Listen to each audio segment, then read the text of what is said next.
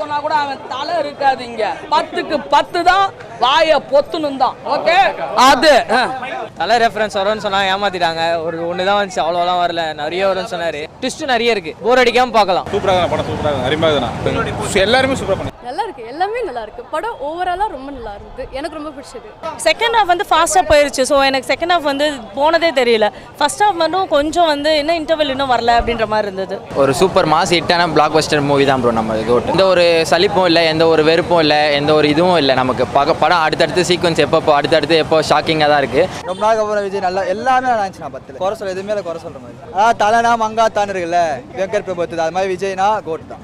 செம்மையாக இருந்தது. நான் உண்மையாக இது பார்க்கலாம். பயங்கரமாக இருந்தது. ஒரு 5 நிமிஷமா லாக் ஆகல, ஒரு செகண்ட் லாக் ஆகல. போரே அடிக்கிற செம்ம இன்ட்ரெஸ்ட் படம். செம்ம ட்விஸ்ட் மேலே ட்விஸ்ட்டாக நிறையா இருக்குது. நேச்சுரலாக இருக்கிற மாதிரியே தான் இருக்குது. ஒரு சின்ன வயசு விஜய் பார்க்குற மாதிரி தான் இருக்குது.